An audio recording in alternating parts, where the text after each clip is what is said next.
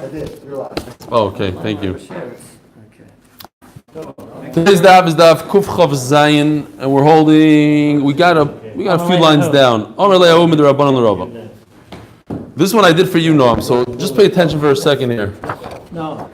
Well, I don't think there's one. There you go. Yeah. You have enlightened me. Well, you're right. Okay. Are we good here? No.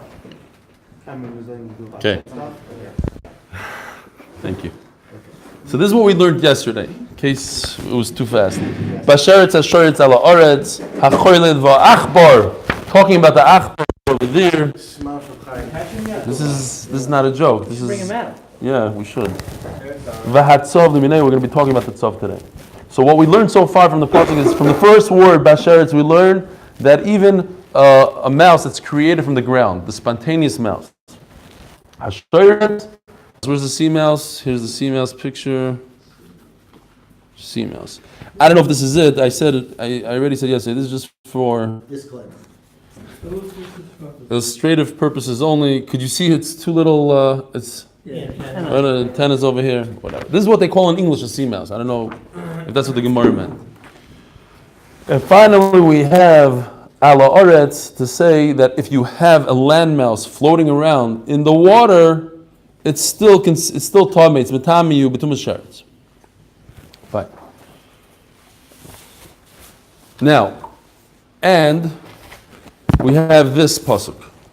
This pasuk right over here teaches us ala oretz, because the question is that there's a Gemara that says that if you have a suffix tuma floating in the water and you touch it, you're not tamei.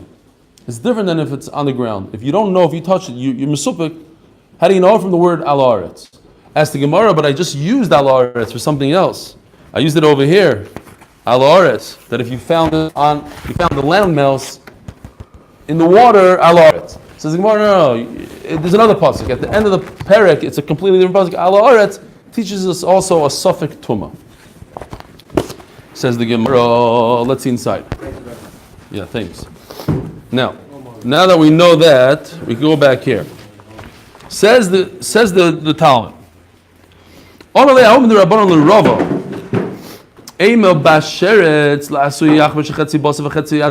That's great. You see right now, basheretz. That's what we're learning. A half a mouse, the mouse that comes out of the ground, not the mouse. We have a mouse right over here. If you want to see what it looks like, there's a success. Come on. You have to tell. Yeah. Yes. Yeah. Oh, nice. There's a picture on the chest. Yeah. Okay. You know what took out? He went out, bought a mouse, brought him here, looking, stuck him on. It was crazy. It's right in there, underneath. I gotta go on there. Come on. It's not a mouse. It's more of a rat. Oh. He's listening to share. He's still alive. We know. He was Mevatel Torah a lot. No, zero. Excuse you. By the way, you're live. This whole thing. We have to show you. Get back to your seat. Anybody that wants to come see the mouse, please ask permission. What kind of characters do we have? A guy gets up in middle shir, sticks his head into the door. Come on. Rabbi Sai, Judah. At least we didn't open. Rabbi said Judah David, his next CD is on On the way. on Amazon. No? Whatever. Buy his CD, it's amazing. Apple Music. Says the Gemara, that's great. I'll admit to you the first basharetz good. Next. Hashoretz kol shu shoretz vafilu achbar shebayom. Oh, this next thing, not lahoitzi, l'rabois. The problem is it says ala oretz. How could it be l'rabois a shoretz yam when it doesn't fit into the word ala oretz? I'll tell you how. He has a good chap. Oh,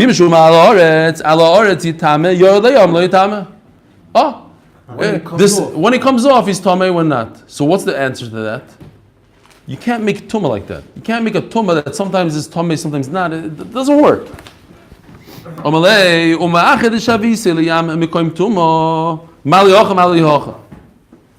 difference does it make where he is? As the Gemara, I already used this aloretz in a different mesechta to tell me that if you have a floating tuma in the water, let's say you're swimming in the ocean, And all of a sudden, ooh, you see an avela pass by, you're not sure if you touch that sheretz or not. Special exclusion. Since you're in the water, the sheretz is in the water, you're not tummy.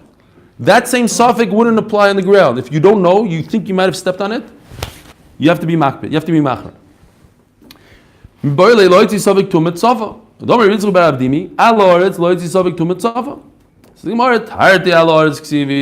we said before, for those of you who just showed up now, a completely different Allah Oretz and Pasuk Mem Aleph.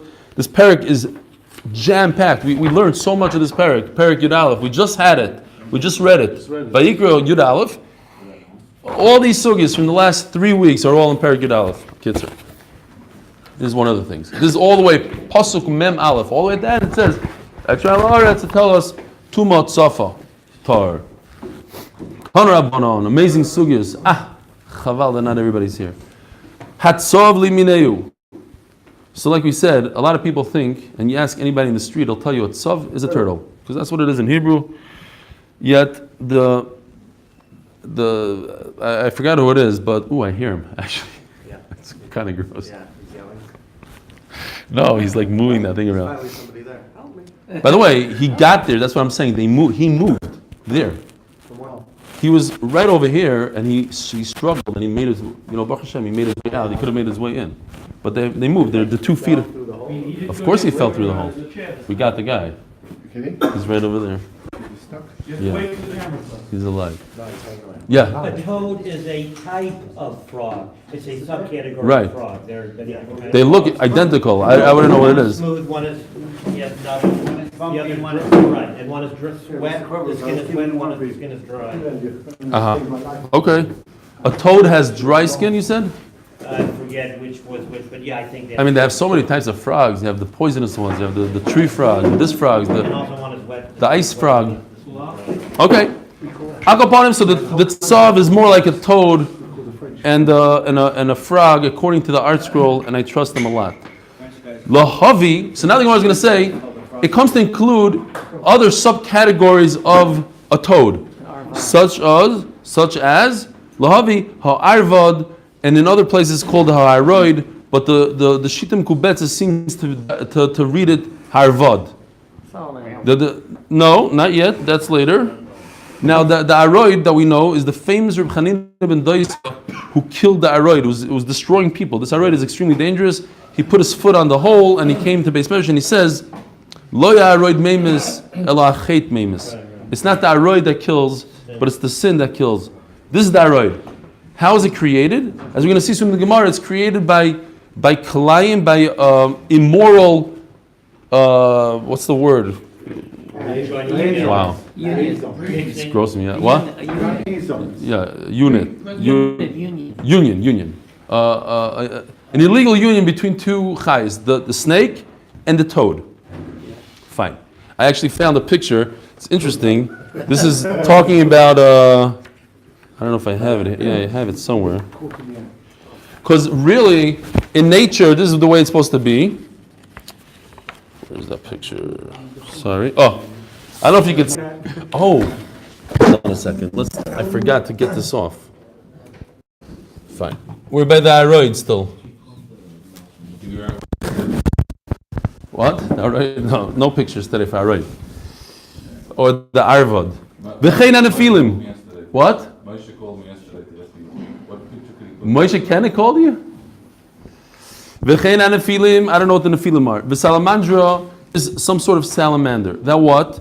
Says Rashi that through kishuv, through sorcery, people created this salamander that comes out of fire. And if you smear its blood on you, it's a protectant from fire. In other places, in 2 other places in Shas, Rashi says that if you have a fire that's 7 years old, out comes the salamander from the fire. Fine. Some Sofer seems to say, what? Nephilim or some kind of giants. It's a giant lizard, some people say. Use that word. What? It's Ben Hamid. Oh, but the children of the. Oh, by me it says v'chein. No. It says in the Girsa, uben anafilim. And what is it? Skink. A lizard. Some sort of giant lizard, maybe. Skink. I think he's right. Nephilim is usually giant, so maybe it's a giant kind of the kimono, whatever it's called, a giant the dinosaur. Okay, some crazy dinosaur. And what is the skink?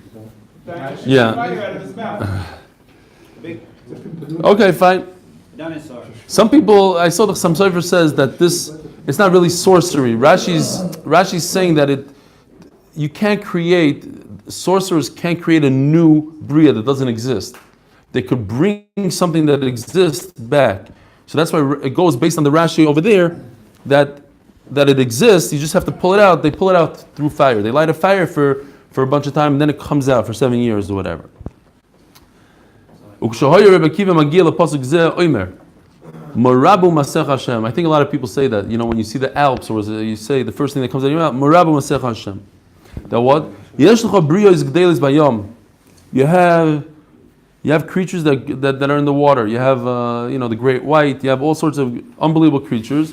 And you have elephants and all sorts of unbelievable. Ask Mendy, he just came back from the safari. If you take the great white, as strong as he is, you put him on the ground for a few minutes till he's dead. And of course, if you take animals from the land and you put them in the water, they are dead. And there's some that grow in fire, they live in fire, so meaning this salamandra.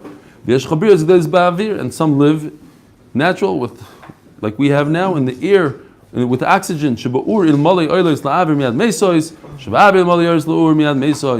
Kitzur HaKadosh Baruch Hu could take the reverse, things that seem like impossible to live there. You have a polar bear living in the middle of, minus 50 degree weather, and you take him, put him in a desert, he'll die on the spot. So you take, HaKadosh Baruch Hu has ways of taking things that are polar opposites, and they're all able to exist in their environment. Morabu Masech Hashem, right? You take a submarine and put it down, a couple thousand feet, it'll crush like a bug. But yet there's fish that could survive down there, thousands of feet below the surface. The pressure doesn't affect them. So there's different environments for different creatures, but you take that same creature, I bet you if you take that creature that lives 3,000 feet down and you bring him up to 100 feet, he'll die. I'm not exactly sure what we gain here, but the Gemara says that every creature on earth, if you have an elephant, there's some sort of weird creature in the... A mirror image. Some sort of image. I don't know what... Seahorse. Oh, seahorse is a horse, fine. At least one. You have frogs, you have... what is that? The one in Florida that the boats keep on hitting? It looks like a... Manatee? Manatee, yeah. Maybe that's like an elephant, I don't know, whatever. Some sort of weird, a hippo, very good. That's a hippo. Hippo of the water. And I guess the corollary. The kids there's all sorts besides one animal. Believe it or not, there's only one. Which one would you think it is? Human being. No, this guy. Where is he? Nothing's in order today, sorry. This guy. This has no... A weasel. This has no mirror image in the water. Is it similar to the Gemara we had? And that's exactly what I thought. When I learned this Gemara, an otter, otter, looks like otter. How do you guys call it? Otter. Otter. Looks literally like this, just it changes color to brown, and this is what it looks like. Okay, that's what the Gemara says. This is similar to the Gemara we had before. Stop looking over there, Noam. Keep moving. I don't care. You want to look, you have to ask. Every Sorry. We say everything tree we've got something comparable. Right. What I can say here, there's a Mishnah which says that Kol Sheba Yom is Torah, right? Anything connected with a sea is Torah. Anything on land is Tumah, right? And this is what the Gemara is now going to try and show whether everything in sea is in fact Torah, right? So in the structure of the Bria, what we've got is we've always got we've got kosher and Who said this, Pshat? I just Any other questions? Very nice. I can think of a Bria land because of this in the sea. what? Okay. A Meshuna de Gabriel. Human beings. Right. Most of the things. No, there's no costumes. I don't know. Maybe there is. With mermaids. There are, yeah, exactly. By the way, mermaids are in the Gemara. You're laughing, but mermaid is in the Gemara. Yes? Yeah. Which was that? Ksubas, I think, or something. Who asked which Masechta? I think Ksubas. It was that there's a mermaid. That there's a woman that lives down there. She's half human, half. Rashi brings it. We learned. We definitely learned it. Torah Bonon. Animals that are half dirt and half. Yeah, we have to get moving. Omar Reb Zera, my crow. Where do you see this weasel thing that the weasel doesn't exist in the ocean? Hazinu kol yoshvi choled. Listen, all the people that live on Choled. In other words, people that live on earth, they're like the chulda, they're like the weasel. It doesn't exist in the ocean. Omar Avon Bereder Rav Yeshua. Beivore dinarash. I love this Gemara. Besides, Tosfos ruins it for me. But according to Rashi, Beivore is a beaver. Mamish pshutik mashmoi. Beivore, beaver. What's a beaver? I don't know. The Israelis might not know what a beaver is. Hey, this guy. You guys know what a beaver is? In America, they have this animal. It cuts down trees with its teeth. It can take down a huge tree and knock it down. And it builds dams. Now, is it an aquatic creature or just a regular guy that walks around? It's not so aquatic. I mean, it spends most of its time out of the water. Says the Gemara, the Beivare de Narash, these beavers that live in Narash, they don't belong on the ground. They belong in the water. What's the difference? The difference is, like I misspoke yesterday when Mr. Kornbluth asked me, isn't an ant a sheretz? An ant is a sheretz. It's not one of the 8 shratzim of the Torah. In other words, the Torah says there's a tuma sheretz for these 8. You're over if you eat an ant, it's a sheretz. Everything's a sheretz. All the things that are close to the ground are shratzim. This beaver is a sheretz. Just it's not included in kol ha-sheretz ala aretz. You don't get that extra set of lashes for eating aretz, well, because it's an aquatic animal. It's still a sheretz. You get the tuma? You don't get the tuma sheretz. Perfect. The Torah is talking about 8 shratzim that have tuma sheretz. When they die, they have the beaver has no tuma. Says the Gemara, Omer Papa. Now, since we mentioned Narash, so we have to curse it out because Shem Yishar Mirkov, you mention a bad guy. You have to say Yimach Shemai afterwards. So we're going to say Omer Papa b'shamta Narash. You have to put them in Cherem. Why? Tarbe Mashkev Al Yasei. They're fat. They're best of the best. Mashke, they're middle people. Their skin. Val Yasei, their tails. All of them are terrible people. Eretz, Shimi Dvar Hashem. Omer Papa le'ova nora shmoy dvar Hashem. They didn't want to listen to Hashem's word. Omer Rav Gidol Merav, I love this. Narsha nashkoch. If a guy from Narsha kisses you, manei kakoch. You have to count your teeth, because they will steal your teeth. Nahar pekoida lavyoch. If a guy from Pekoid, from Nahar Pekoida, he says he wants to be a nice guy and he wants to accompany you, so you're not in danger. Run for your life. Meglima shapir dechazialach. He's trying to grab your coat. Pumbedisa, a guy from Pumbedisa, Lavyoch, Ashne Yushpizach. Be careful where you sleep. They're going to come and get you. Like they used to be like when you come back from the airport, be careful. Like don't show the guy exactly where you live because at night they're going to come get your suitcases. Remember that those days? So don't let this guy from Pumbedisa know where you live. Omer, what? That's where one of the big yeshivas, right? Yeah, Pumbedisa was huge. Yeah, and we had it a few. Fighting words. Omar. These are the Eretz Yisrael people talking about Poland, yeah? That's. You You have a lot of pshatim on today's daf. Omar Ravuna Bar Torso.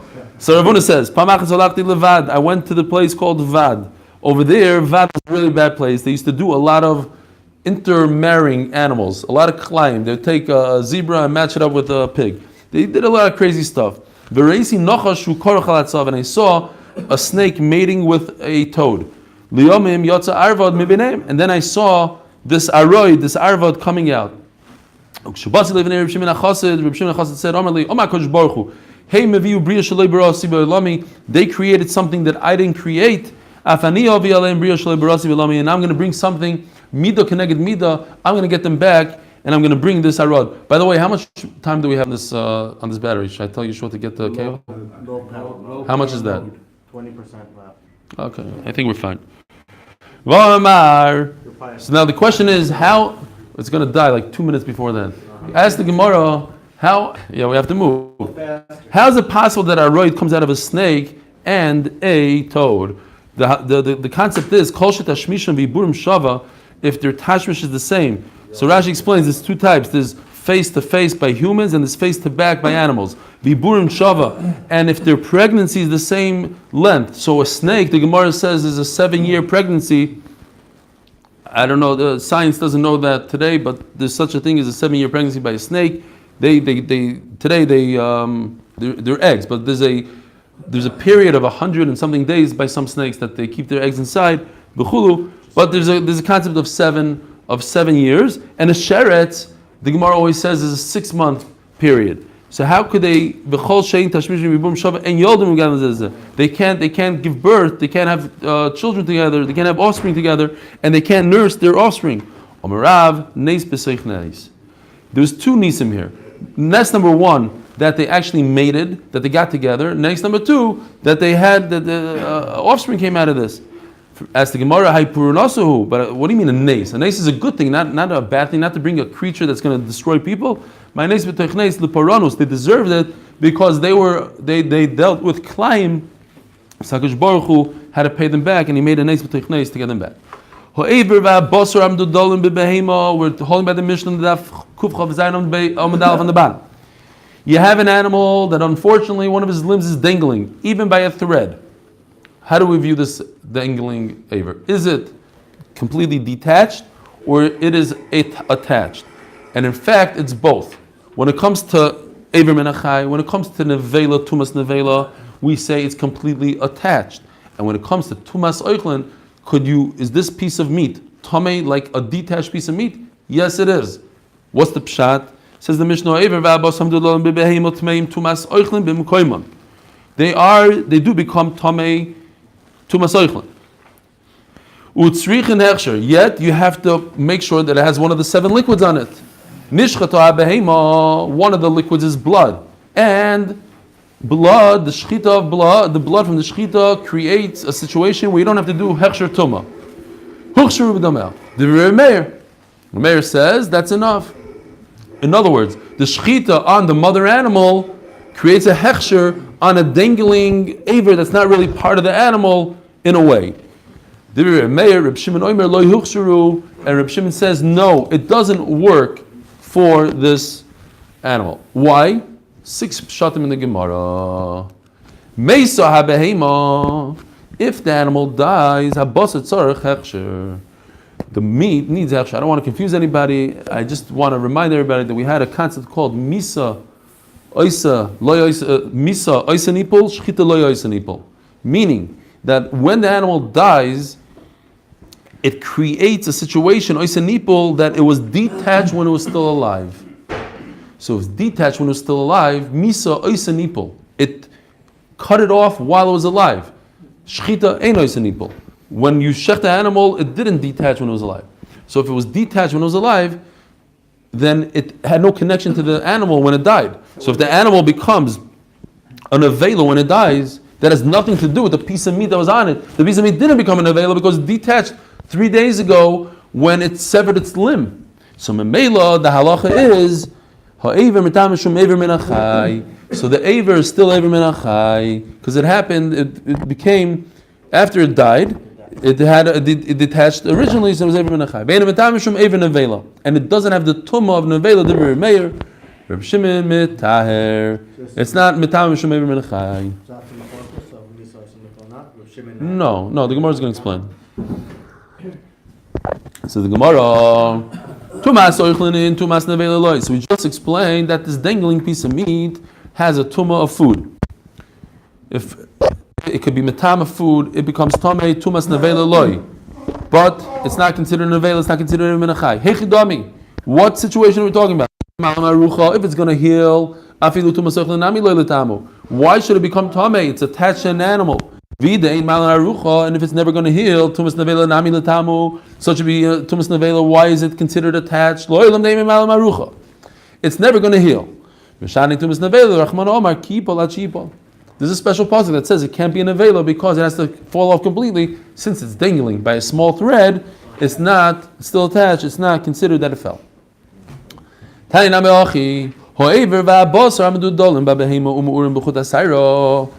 We learned the same exact thing, that if you have an aver that is dangling by a string, nevertheless,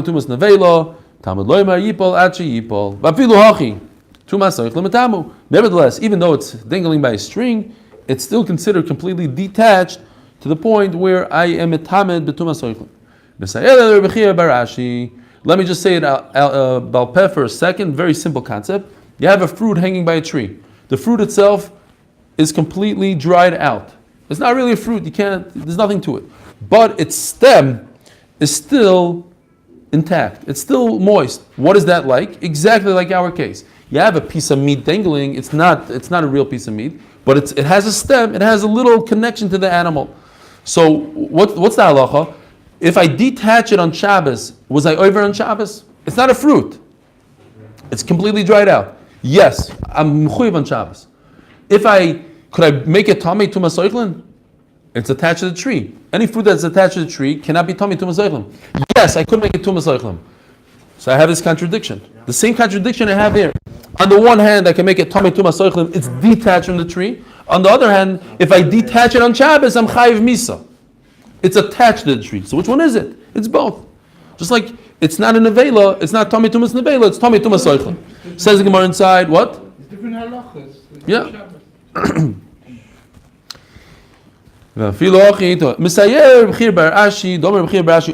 Shmuel says,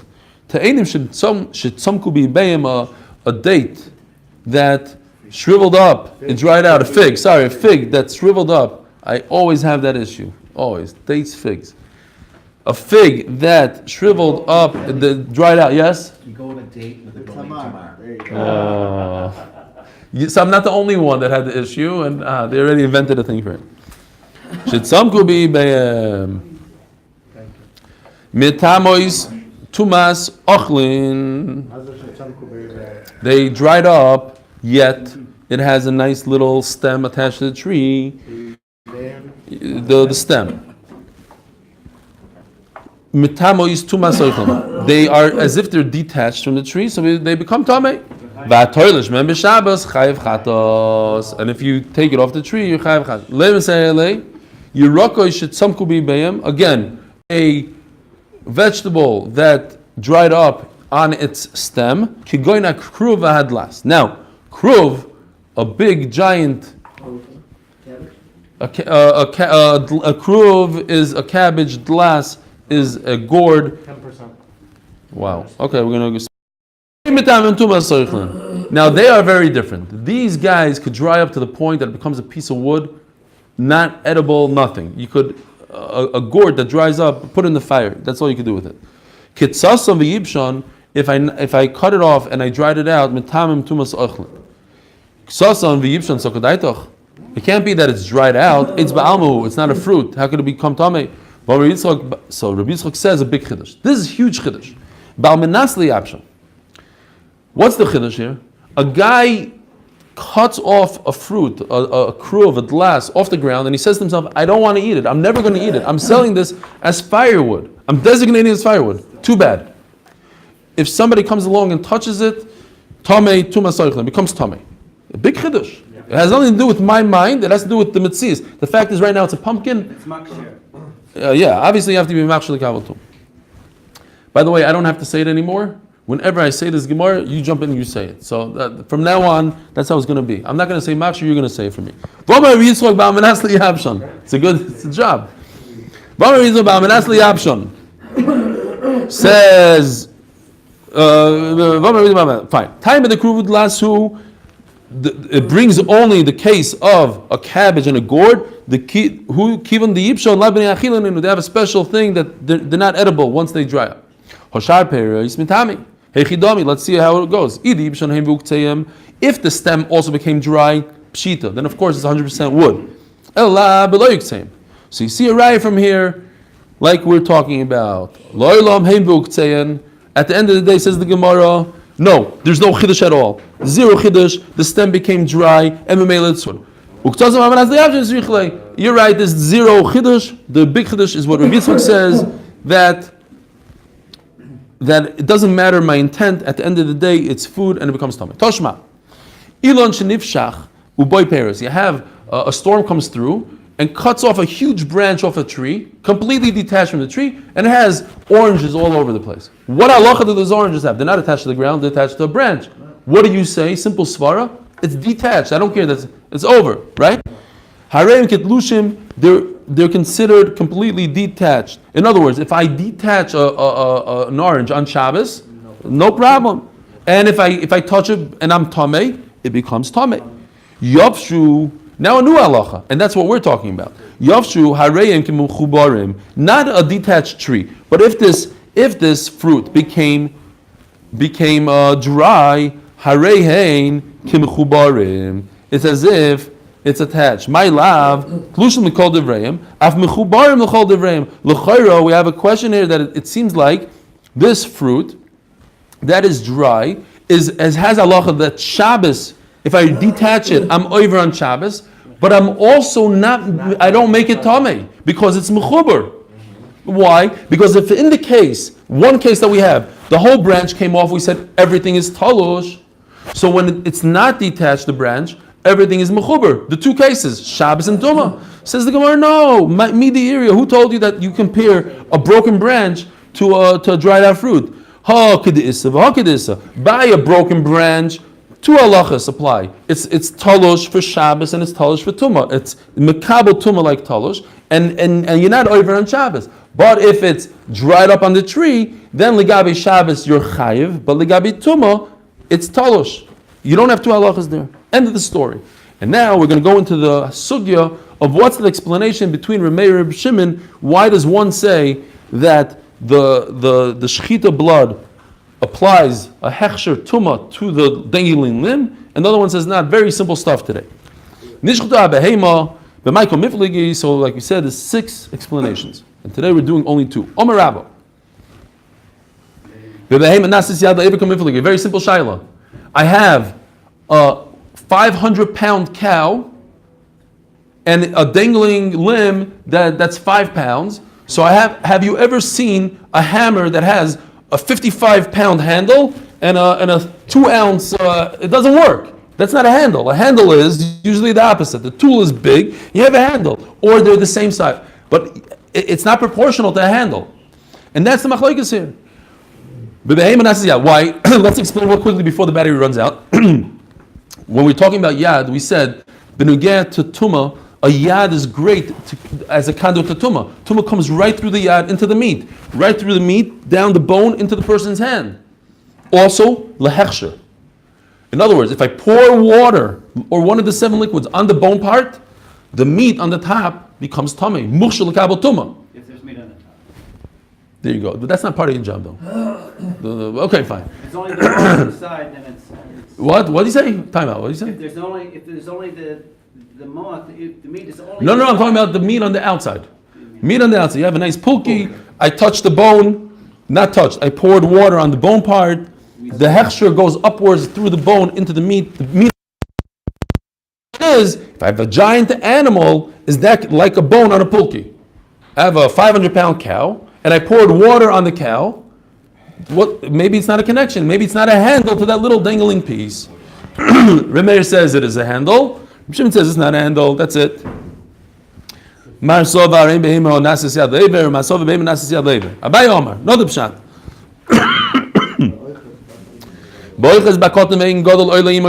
No, everybody holds it's not a handle. How can you say that a giant thing is a handle for something so small? We had this for a few times in the Masechta. If I lift up the small aver, what's going to happen to the 500-pound cow? It's going to detach. It's dangling by a thread.